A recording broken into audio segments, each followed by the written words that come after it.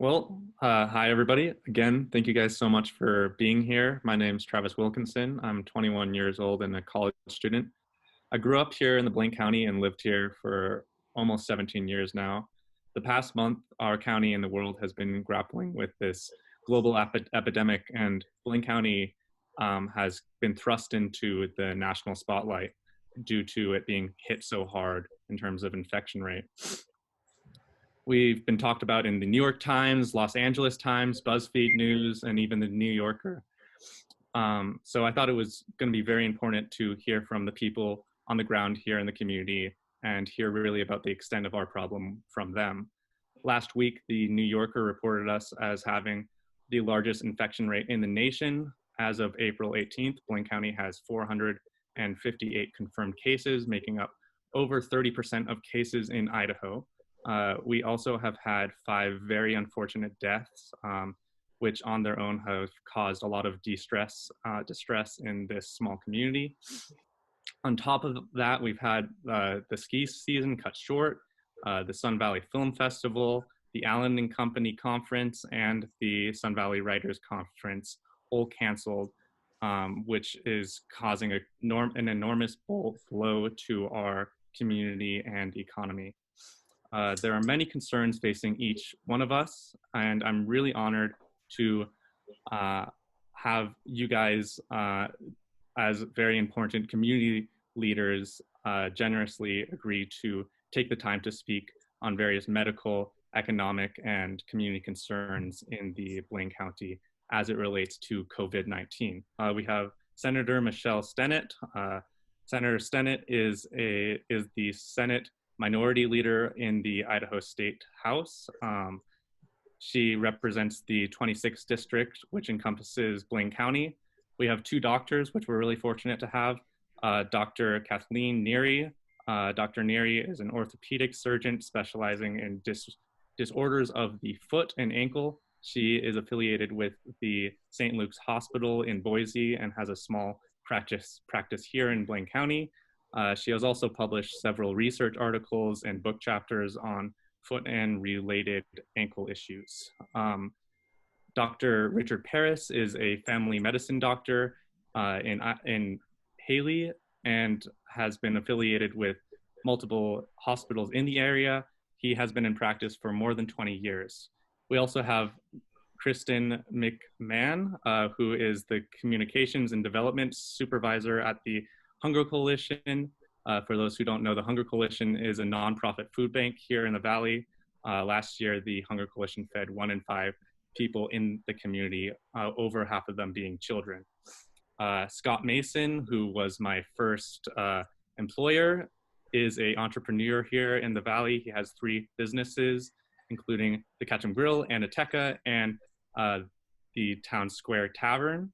I'm really privileged to have my great friend and thoughtful leader, Paulette, here to moderate this panel with me. Paulette has a history in Idaho politics and is currently running for United States Senate. I'm working on her campaign, and we, the organizers of this event, thought it would be really important to have Paulette here and hear the concerns of our county since we've been hit so hard and drastically affected by this COVID outbreak. She is deeply motivated to create a better future for us, and she'll help to contribute to the conversation by giving her own thoughts and how we should be moving forward. So thank you so much, Paulette. I'll hand over to you. Well, thank you, Travis. And I want to thank everyone for being on the panel today. It's really an honor to be able to speak amongst you all. And thank you all for your leadership in Blaine County and in the state of Idaho. It's really hard in these challenging times, but just know that our prayers are out to all of you and the families who are really hit hard, as we've seen multiple deaths in your county, your community. And I just want folks to know that we are aware and we're doing our best to ensure that we're keeping safe and to be mindful of even our healthcare providers who put themselves on the front line each day. But thank you for keeping up and having a strong mind and a strong heart and keeping close to data and science and following the stay-at-home order to try to keep others safe in the process. And that's the whole reason why Travis, who is so close to this campaign, as our lead representative in your area, has decided to host this caucus, this panel, to ensure that the leaders are heard and that we are all aware of what you're able to do and what you're continuing to do to help the community. I see this as a promotion of what many communities in Idaho can do, especially as we're going to touch upon the Hunger Coalition and our Senate leader, Michelle Senate, who's here to share with us some of her work. And so as we're looking to try to address many of these concerns for folks who have filed for unemployment, it was said in a recent study or statistics that more than 77,430 Idahoans filed for unemployment insurance claims. And on top of that, more than 2,000 workers filed for unemployment in Blaine County alone. So there's a lot to be discussed, and a lot of people are concerned. And as we're going to touch upon even the food banks, we're seeing that there's an overwhelming increase of folks applying for support. And now we see this happening around the country. We're just seeing today in the news that there are roughly 50 million people who have filed for unemployment today. So we want to address that in this conversation today, and know that this is, this is very near and dear to all of us, as we're watching our relatives live in fear and are anxious. So I just want to thank everybody first and foremost just for taking action in your communities. And of course, a round of applause for Travis, because he is also wanting to do his part as a youth ambassador of Idaho and wanting to ensure that many of the people in his community and around the state are activating themselves versus living in isolation or having this sense of fear for multiple reasons. And I just know that this is a great way to drive ideas and innovation on the home front. So with that, I want to get it right into our first question and talk about what we're all up to. I just briefly said what my family and I are up to. We're doing our best staying home. We're fortunate here in Idaho. We have beautiful countryside to get out and enjoy our horses and our dogs and our people who are nearby. I get to stay close to my mother and my mother's side of the family, so it's really a blessing, and we're thankful for our health. But I'd like to ask all of you, as you all make up various important threads of our community, we thought it would be fitting to start by hearing what are some of the biggest challenges that COVID-19 has brought into your lives and your work, and how have those challenges changed or evolved over the last 14 weeks? And we'd like this question to go to each of our panelists. The impact was quick. It seemed overnight that the financial toll of the outbreak had a staggering effect on our existing participants and our neighbors, and absolutely was just deepening food insecurity quickly. Within the first 2 weeks since that first reported case of COVID hit Blaine County, and following those mass closures and layoffs, we doubled the number of families that we normally see at the food pantry, and we had transitioned to a curbside model. Then in 3 weeks, that number tripled of families seeking food. And now at the close of week 4, which was last week, we had fed more people in 4 weeks than we had fed through our food pantry in all of 2019. So we're definitely, as you can expect, we've already exceeded our fiscal year food budget that will normally take us through June 30th. And we're just preparing for this level of need to be the new normal well into the future. It's rather strange to think, but it's almost like we're getting to a status quo now, where we've got some rhythm to our life.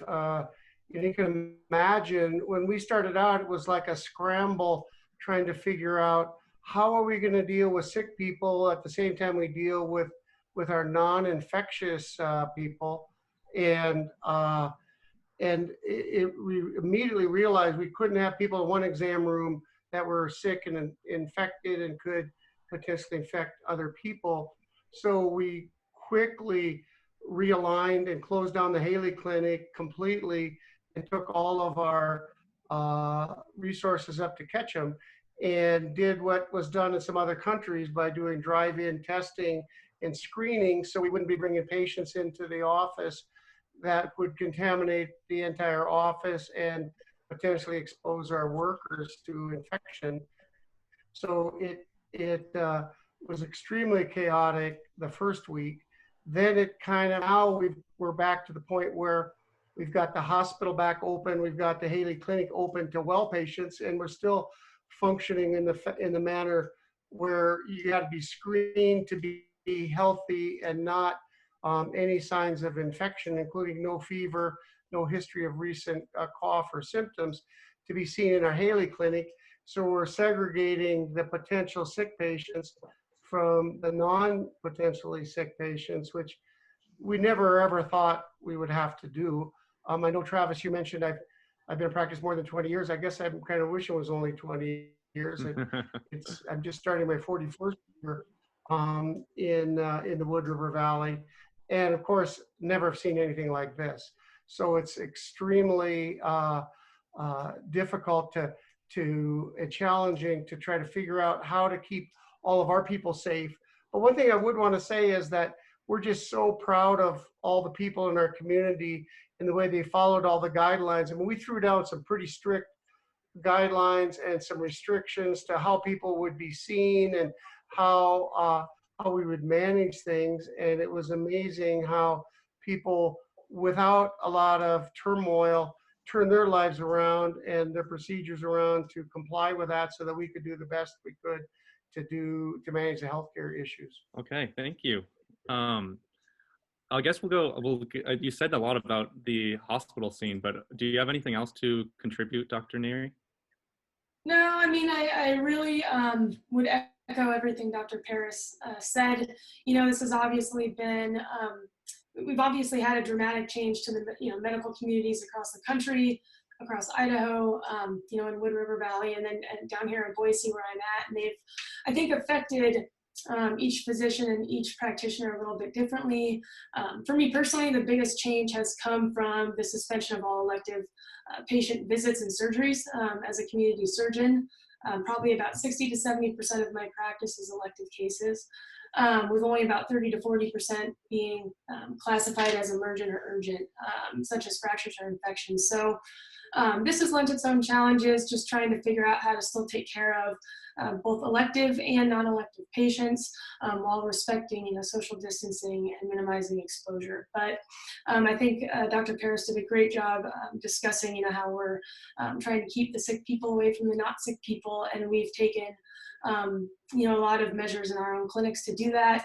The majority of my elective clinic visits I now do either through phone calls or telehealth video visits, depending on the need and patient preference. But I think ultimately the goal is just to really attempt to continue to take care of patients, find ways to take care of patients during this downtime.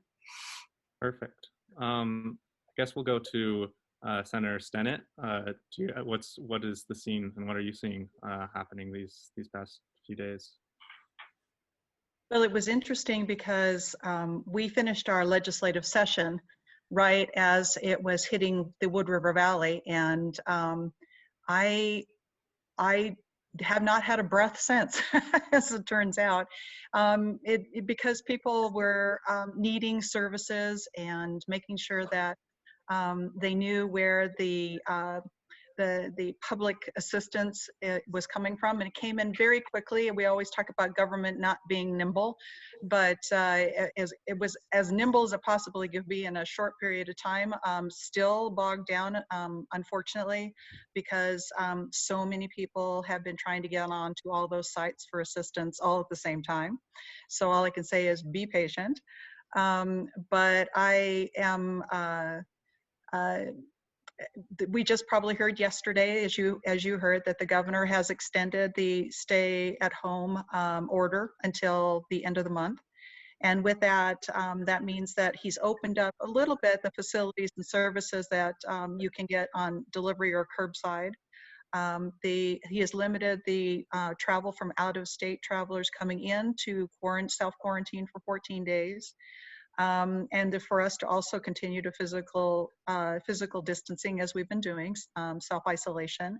But it's important to also get activity, as was part of our physical and mental well-being. We have to make sure that we do try to get out, and we're fortunate to, because other communities in other parts of the country don't have the ability to get out on the open space like we have. So mostly what I've been doing since I've been home is fielding hundreds and hundreds and hundreds of emails and calls of everything you can think of, from people struggling with income and food sources, as was mentioned, and where they can get on for information for the COVID-19, how they can get unemployment, how they can find child services.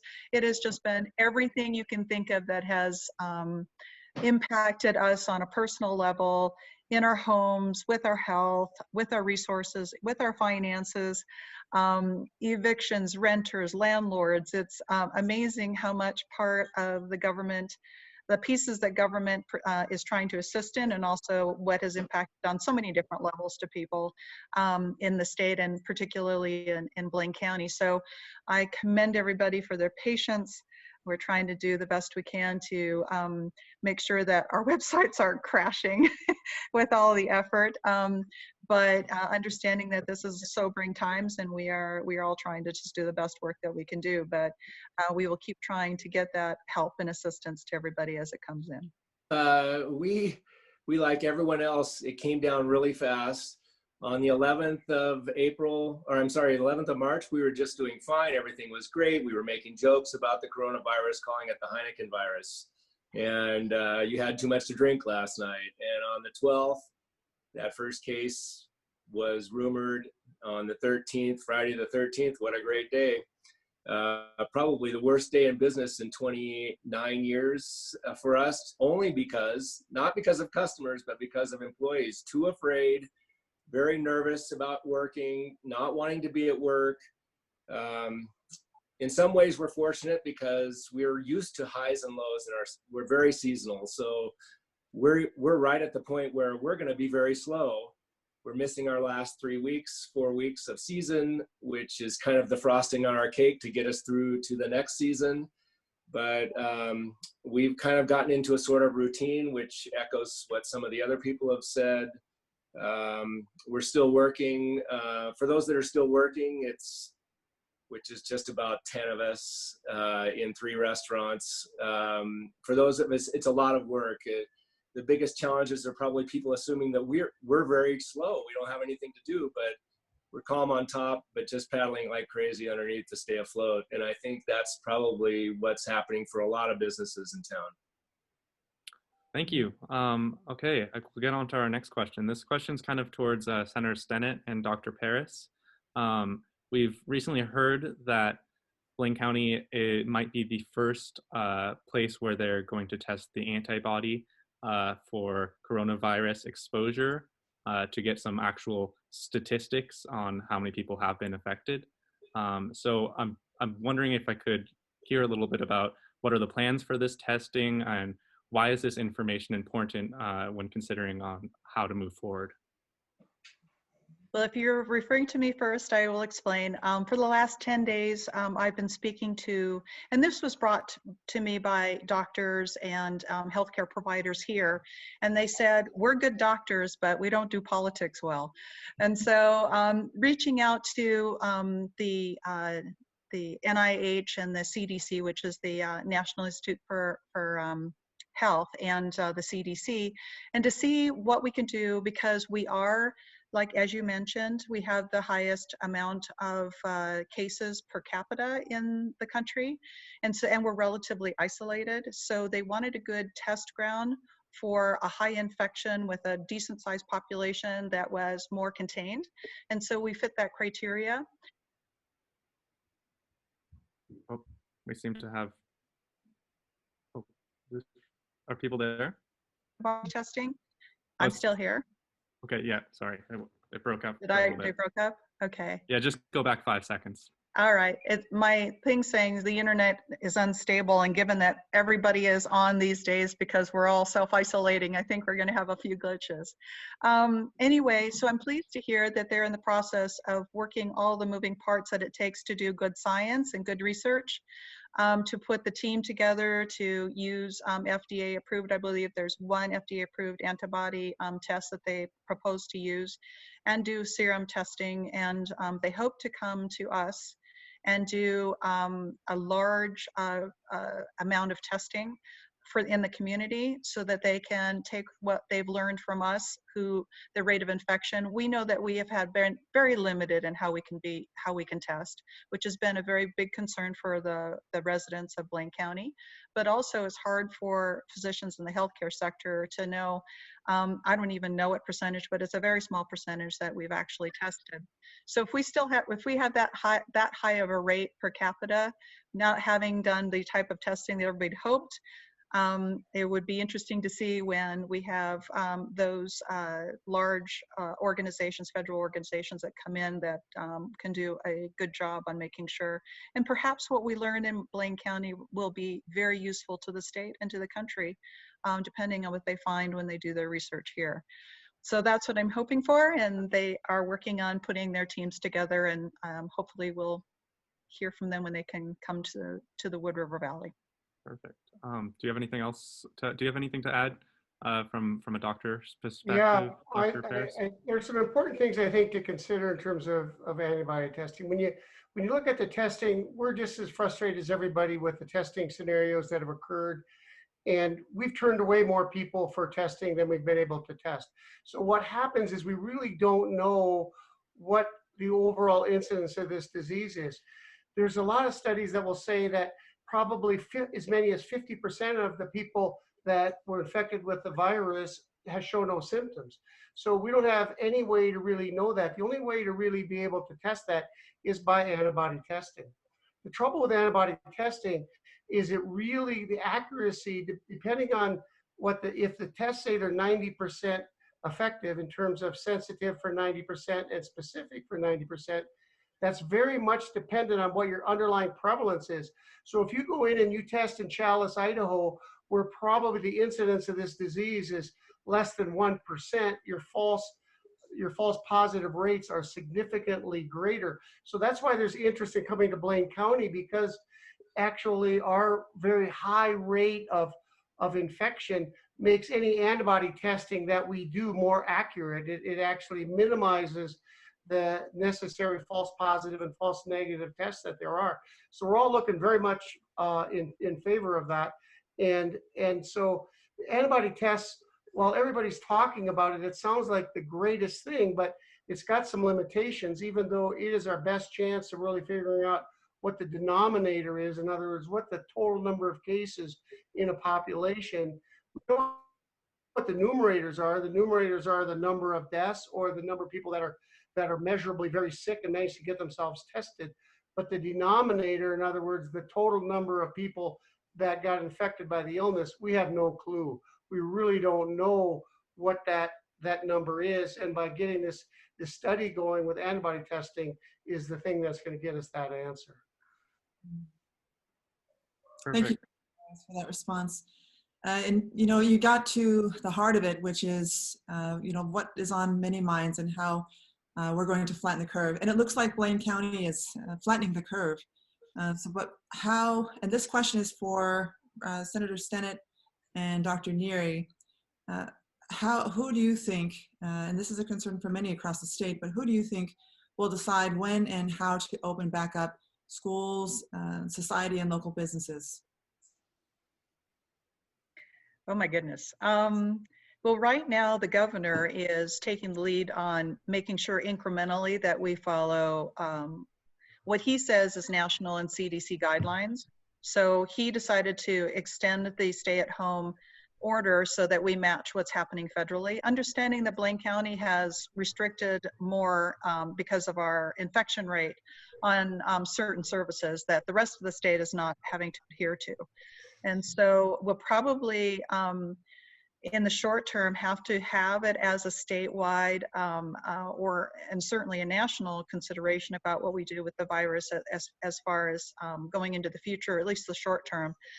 I foresee that at some point there's going to need to be a trigger, and it won't be a switch. It'll have to be gradual, where our economics and mental health issues and families and so many things that are put on hold right now are going to be much more difficult to remain on hold. And people are going to get anxious and want to get more mobility, and they're going to want to financially get back to work, and a lot of things that understandably are grave concerns to the population at this point.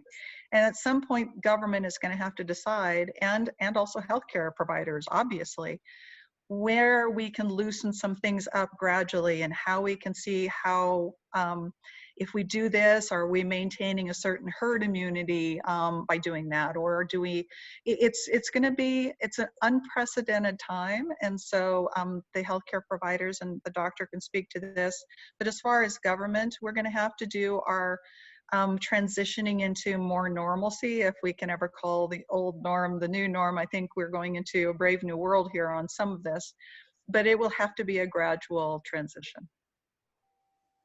Thank you, Senator. And Dr. Neary, what are your thoughts? Well, I think I'm going to have a fair amount of overlap, but, you know, fortunately at this time, things really are promising, and it really does seem like the curve is starting to flatten. As of yesterday at St. Luke's, the hospital capacity was very manageable. There's no evidence of overwhelming the ICU or the hospital. There's no evidence of immediate PPE shortage. We've got, I think, 24 patients admitted across the system that are rule in or rule out COVID. 11 of these are in the ICU, 9 are mechanically ventilated, but at this time, there's no evidence of any capacity or resource challenges. I really can only speak for Boise, but as of right now, we still are only treating urgent patients in the clinical setting.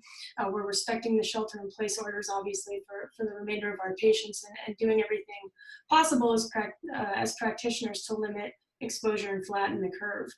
We're really taking things week by week, day by day. We have no specific timeline for resuming patient care at this point in time, or at least electively. But from a hospital standpoint, our hospital administrators and our leaders are working closely with community leaders and with the governor regarding the timeline. What we do know, just to echo the statements before, was that we really do need to have a gradual return to normalcy with making very small changes over an extended period of time. The goal is obviously to prevent a resurgence of the virus, which would happen if we resumed activity too quickly. So I think the goal is to sort of stair-step it, so to speak, and slowly resume a sense of normalcy to avoid any massive shift in the resurgence of the virus. Perfect. Thank you so much. Yeah. As a college student, a lot of my friends are losing their internships, and I was reading an article by Forbes which says about a third of internships and part-time positions have completely been canceled. It's probably going to be even more. So I had a question for Scott and Kristen about kind of, are there ways to engage and keep these college students and even teens concentrated and put their work to something that's meaningful during this COVID outbreak? I know, Scott, you said you can only have 10 employees, but I'm wondering what employment looks for young people, maybe, or keeping them doing well something. There was a question coming up about the summertime and what we would do. We just took on an intern, actually, somebody who said that they would come and work for free just to stay busy and learn, which is what every boss wants to hear, of course. And but if there's no work, there's not very much to learn. I'm not a doctor, so I don't have anybody to feed right now. So unfortunately, there has to be work in order for me to take on interns. And I think that's the problem across the country right now, is there's not work for people. So that's as far as volunteering, there's probably plenty of that out there. I've been making some meals for the hospital frontline workers and trying to do my best as far as keeping my own staff employed and fed. But that's not always easy either. So I'm not sure I'm not sure that there's a ton of work for interns, even at a volunteer level. I don't mean to be negative. No, that's fair. Okay. Do you have anything to say, Kristen? I know you have. Yeah, I'm afraid I can't be much more positive. Yeah. I know we really had to pause, internships, jobs, and limit the vast majority of our volunteer roles just to limit outside contact with our frontline team. We're really bracing for a marathon here and have to keep our frontline team as healthy as possible in order to see the emergency food distribution through. But I will say, we've had just a wild outpouring of kindness since this started, and so many people want to help. So I've been encouraging a lot of young folks to leverage their social media chops and help raise awareness by sharing our Facebook posts or, creating an online fundraiser, even if it's for $5. Just getting more and more people engaged. I think, we see moments of hope through all this by, providing a box of food for a family who's in crisis and being able to share that experience with others who are also helping enable us to do that is so important. So I think just spreading those hopeful stories is something that's really powerful and something that young folks would be really good at. Mm-hmm. Yes.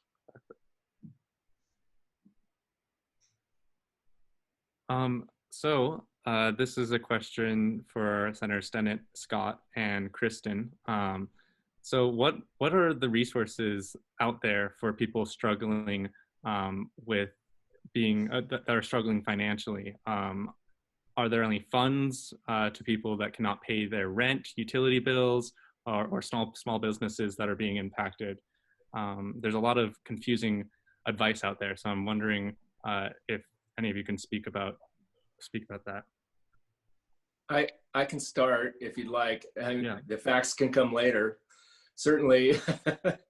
I let all my staff know that this was coming down and that they should all apply for unemployment, which they did.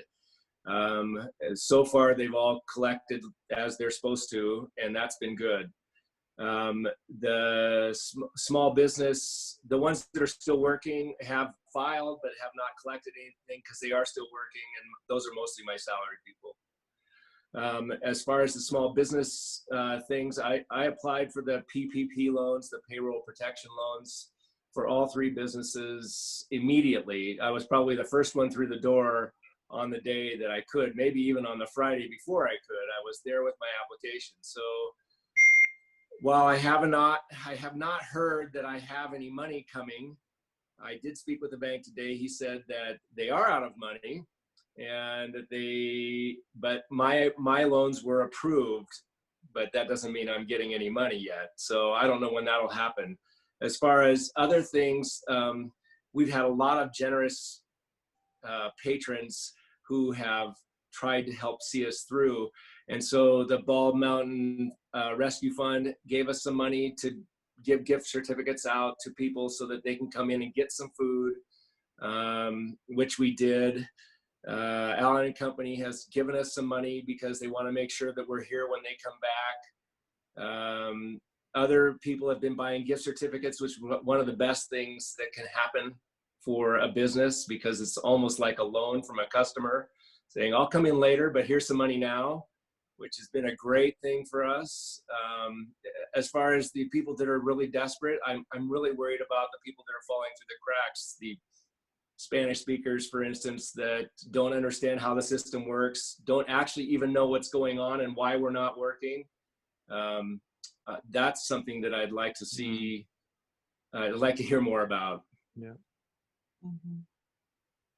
Perhaps I can speak to some of the services I know about. And yes, all of these, as I mentioned before, are realizing huge loads, volumes right now. So when you get through, it's going to take a little time to process. And Scott's correct that these small business loans are, the banks, some of them may reach their cap and some of them may just choose to only service their clients. And so you're going to have to figure out from your own bank or whoever you choose to go through to apply for these PPP forgivable loans, what the bank's criteria is. Unfortunately, when the money came from the federal government, it didn't have a lot of guidelines. And so each bank has decided to create its own self-imposed framework to protect themselves because they didn't have that guidance. And they have to tread really cautiously because they're accountable to make sure to the federal government, to the reserve, that they are good loans. And there have been several fraudulent ones that come in, and also scams, which you've probably heard about. So going through those to make sure that everything is done appropriately, so that they're not, so people aren't taken advantage of, is also slows it down a little bit even when you get in. You've probably heard about the federal government doing the CARES Act, which is the money coming in, $1,200 for individuals, $2,400 for couples and for children and all that. I've heard that those that had direct deposits started to see it hit their bank accounts this week. So those are starting to be processed. If you are used to receiving things in the mail, that'll slow it down, but you can get on the irs.gov site and give them your bank information if you want them to direct deposit, which will make it quicker. There are just a lot of so many moving parts that I can't expect everybody to know. But the unemployment office, as Scott mentioned, is working really hard. And our local people, it's been hit or miss. I usually hear the ones that, unfortunately, they've been trying to reach out for hours and hours and hours on the phone and on the websites, and they can't seem to get through, or they did and they haven't heard anything. And so we're really desperately trying to make sure that we talk to our departments and agencies that the communication is better. And of course, they're building up their capacity as we speak about every day, and still they are crashing systems and phone systems and this sort of thing, and that's federally and state. So they're working as hard as they can to make that happen. I know that's a frustration for the public because of those difficulties, but I have reams and reams of websites and pages and places and phone numbers that we could send you to, and happy to make sure that you get that. But there is an incredible amount of services, from WIC to SNAP to the food banks and unemployment and the small business loans that were mentioned. There's just seems to be a tremendous amount of revenue moving in right now. For instance, when the governor made his extension on the stay-at-home order, he also put an advisory committee together because Idaho is receiving $1.25 billion from the federal government as a stimulus package, which you have to be very thoughtful about how you partition that out and where it goes. So we're just receiving it, and as that goes forward, we'll have more knowledge about where those services will get some replenishing. So I could speak to this for forever. I know we're on limited time, but there are a lot of resources out there, but you just have to be patient, and I know that's incredibly difficult during difficult times. Thank you. Paulette, I know you had a question, not just about physical health, but about mental health, if you wanted to go for it. Yes, thank you, Travis. And I would like to switch us over to something more serious, but often not talked about or discussed. And in Idaho, I want to just switch us over because it's really sometimes challenging for families or people to direct within. But statistics have shown that Idaho's already dire suicide problem is getting worse. And according to the latest numbers from the Idaho Department of Health and Welfare, the state had its worst rate of suicide deaths in 2018. The National Suicide Hotline says that by the end of February, just 20 callers expressed worry about the virus. And then by the end of March, that number skyrocketed to over 1,800 people. Now, this is a real problem that we can all relate to with relatives and people we know who are working to address this in our community. But I'd like to ask both Dr. Neary and Dr. Paris, what are their thoughts here? What should we do if we know someone who is mentally struggling during this time? And are there any resources that we can direct people to? Yeah, I'll jump in on that. That's a really big concern, Paulette, and it's something we deal with all the time in primary care. It's sometimes up to 30% of our complaints in a good day are related to emotional concerns and psychiatric issues. And with this, it just amplifies it significantly. I'll make a shout out to the crisis hotline in the Wood River Valley. Has been around for many, many years and does a great service to help get people off to some degree of help. our behavioral health clinic at St. Luke's in Haley is a great resource, and we make referrals there all the time, and we need to make sure people are aware of that. And then the other aspect is the Center for Community Health, which is social workers who really help in areas of helping people get prescription assistance, helping getting food assistance. We've been in a bit of a crisis with people with the expense of insulin. It's just become exorbitantly expensive for basically unknown reasons. And Center for Community Health helps on that. But Center for Community Health helps us tremendously in the area of making referrals for mental health services and help in that regard. So really big area, really big issue, and very important to all of us. Thank you, Dr. Paris. And Dr. Neary, would you like to add to that? Yeah, I mean, I think once again, I would just echo what Dr. Paris said. He is definitely seeing a higher incidence on average of this than I am as an orthopedist. But we do know that stress during an outbreak such as this one can really manifest in a lot of ways. You know, fear about your own health, the health of your loved ones, changes in your sleep or eating patterns. You know, it can exacerbate chronic mental health problems or worsen, you know, your mental health conditions, increase your use of alcohol, tobacco, other drugs, etc. And I think these things can all affect your mental health, and everyone really reacts to the stress differently. So I think both as a provider and a citizen, the biggest thing you can do is just have awareness. Even if you aren't struggling, you have to be aware of the fact that many others are having a difficult time. And I think as a provider and as a citizen, even if you aren't screening every patient, you know, like me, for from a mental health standpoint, a lot of times there will be clues that people are struggling. And you know, I think that it's just good to be open-minded, be aware that these stressors exist for all of us, and just don't brush off any sign or signals. You know, I see people for their feet and for their ankles all day long, but I've had, you know, a lot of patients express worry and fear and stress and all those types of things. And I think Dr. Paris did a great job talking about the local hotline. St. Luke's has a hotline, crisis hotline. You know, there's support groups. I personally, as a referral subspecialist, I direct patients back to their primary care physicians. But I think just be aware that even if you're not struggling, others might be. And you just have to keep an open mind and be fully aware and looking for it. Paulette, could I jump in for a minute? This is Senator Stennett. I just wanted to give people some, there's the Children and Family Services Program that is with the Department of Health and Welfare that you can call into. There is NAMI, which has a chapter here that is also the National Alliance for Mental Illness. They do a lot of services in the community.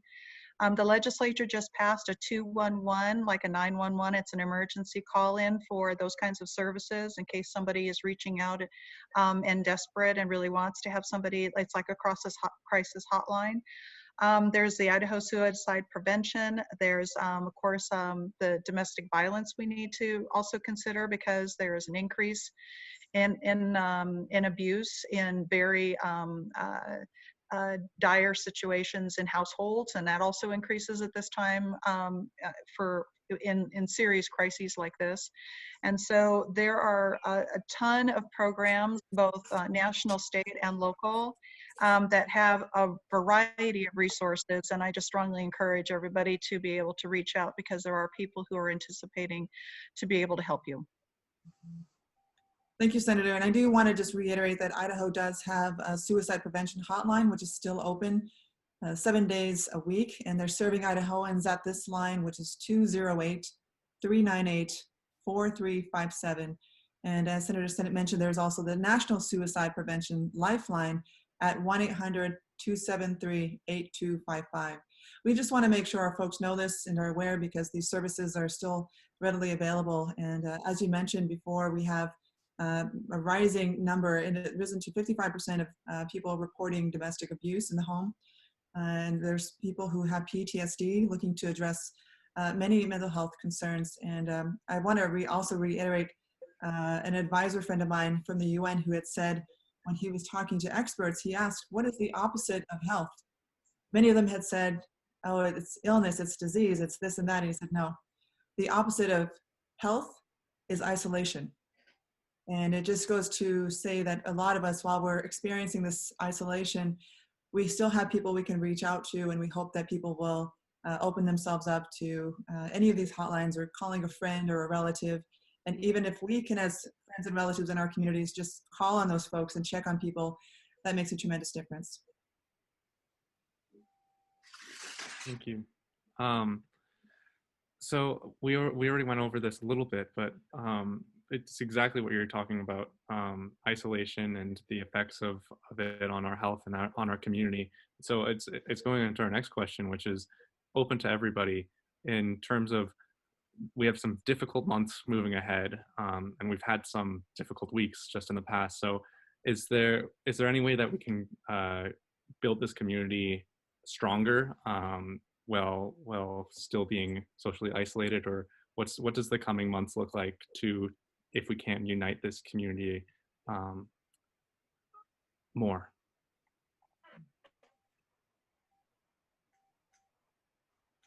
I'll take a little stab at that. I would say that we encourage a lot of people to do stuff like this, do Zoom get-togethers with people, use the technology as much as we can. We worry a lot about the people that don't have access to technology and isolation causing trouble with them.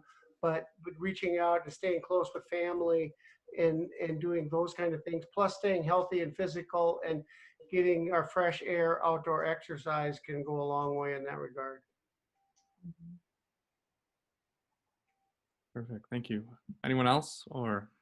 I can build on that a little bit. I would echo what's already been said, just making sure you're reaching out to people, especially considering groups who are really at risk right now or vulnerable, our senior population or people that have come down with COVID. Anybody who has been marginalized, those communities are hurting extra right now. So anything you can do to reach out to a neighbor. I also think empowering the nonprofits and the local organizations who are already doing that work and doing it at an extreme level, making sure those organizations you love, that you identify with, are able to continue to do this work for the long haul. So we've been saying that the most hygienic way to help right now is just to make a donation, or, like I said, share a post on social media, that sort of thing. So reaching out yourself, and then also empowering organizations that are doing that every day. Yeah, I know you run a big community with your restaurant, Scott. Do you have anything about bringing the general community of Blaine County together stronger? I think we could be stronger just by being more positive, start spreading good things rather than every day. It seems like we're just inundated every day with more bad news. It seems to me that if we just try to really spread the good news, that someone's getting food, that people are doing okay, that we're gonna make it through this. It's going to take some time. There is light at the end of the tunnel, even though we don't know where that light is. It's there, and I think that that's one of the best things we can do. Just try to bring up our outlook on life and hope for the future. I have to agree with Scott. Some of the things that we don't think about are very simple. And I have to laugh when we all howl at 8 o'clock in solidarity to say that we're all still here and, we're here for each other. We in our community, in our neighborhoods, have designated a person on a whole block and say, if you haven't seen this person for a while, could you make sure that you check in on them in some capacity, make sure they're okay, that they've got the needs that they have, food that they have, because we have a lot of elderly people around us and who are not as active or being very careful to self-isolate as they should. But we just want to make sure that we're aware of our surroundings. But acts of kindness, even tiny ones, go a long way. Saying thank you to the people who are in our grocery stores or post offices or our healthcare providers. Sometimes they get their heads down and as you said, Scott, they're just like, they're in a battle and they just don't come up for air. And then when you say, I am so grateful you were here, and it's like, they're so surprised. But we just have to make sure that everybody understands how much we appreciate all of the little efforts to make sure that we go through this and survive it. Yeah, thank you. We've heard from all the panelists some great advice. Dr. Neary, do you have anything? It sounds like everybody said a lot of stuff, but I'd love to hear from you as well. Well, I was just thinking, I guess as the orthopedist on the panel, I have to advocate for going outside. You know, I think we really underestimate our ability to be active and what that can do for our mental health. And I think particularly people living in the Wood River Valley, I mean, you guys are in an absolute outdoor heaven. I mean, you have this vast wilderness to escape to. And I think that the benefits of being outdoors, it's great for your mental health, you know, it's great for balance, it's great to kind of recenter yourself. And I think all of us have had times where maybe we weren't having a good day, or we're having other things, problems that we needed to work out. And it's amazing what even going for a run, going for a hike, going for a bike ride does for that. And so I think just from an emotional standpoint, it's really important to remember that can be some of the best medicine, is just to get outside and stay active. Perfect. Thank you guys so much. I'll hand it over to Paulette to close out this. But thank you guys so much. You've all been so necessary and contributed a lot in this conversation. Thank you, everyone, and thanks for Travis. You know, he's done so much good work here. This is, it's all coming down to why leadership matters and why it's so important to bring people in our community together to fend for each other. This is truly, to me, the Idaho way. And for many of us who sort of come from these old-fashioned values of being resilient and coming out of the fire, the storm, as many have called it, I truly believe that we will come out stronger than ever. But Blaine County has been a strong example of that. So we really want to thank all of you for being community leaders on the front line. A lot of people are very concerned about unemployment and healthcare and everything, education, especially those who are like me as a mother of 2 sons. I'm educating my children from home. But while we're having these conversations, I also want to stress how important it is for our people to stay involved, especially when it comes down to electing leadership. And due to COVID-19, voting is by mail. So I do want to remind folks that the Idaho Secretary of State has finalized these dates for a vote by mail process for May 19th election. And you can go online and request your ballot, which is very simple, this simple process. We have the link on our website, pauletteforsenate.com, and we hope we can drive many people there. Voting by mail, while it's an easy process, it can be done at your own convenience. It will protect everyone's health. We do want to stress how important this is to get involved. And oftentimes in Idaho, that is not always the case. But I hope by each and every one of your voices, we can stress this. As Senator Stennett knows, this is a very important matter. So we want to ensure that our family, our friends, neighbors know how important it is to get our ballot in and on time, and by mailing it back using the pre-addressed envelope. So one of the issues that has come up is people said, well, the governor says we can wait till this time. We want to stress that we want to avoid mailing everything in by or after May 19th, because we want to also recognize that the Supreme Court had made a decision that impacted Wisconsin, and we don't want to be that state that has ballots that are discounted after May 19th. So please go online, register to vote, and if you don't have a state-issued identification, there is a special form that may be downloaded online and mailed to your county clerk's office. And I lastly just want to stress these key dates to folks, that May 16th is the last day to register to vote and the last day to request your ballot. June 2nd, as the governor has stated, is the last day to submit your ballot in the mail to the Idaho SOS, which is the Secretary of State. But we recommend that you try to get all of your information, your ballot, by May 19th. So just playing it on the safe side. And that being said, we want to thank Travis once again. I love Travis. I call him my nephew. He's done so much great work for all of us, and he's going to continue to lead the way for many of our youth leaders in the state of Idaho. So I love each and every one of you. I hope we can continue to have this dialogue offline for many good reasons. But again, you are champions, and we stand with you, and we're going to do our best to drive people in your direction to help. Thank you.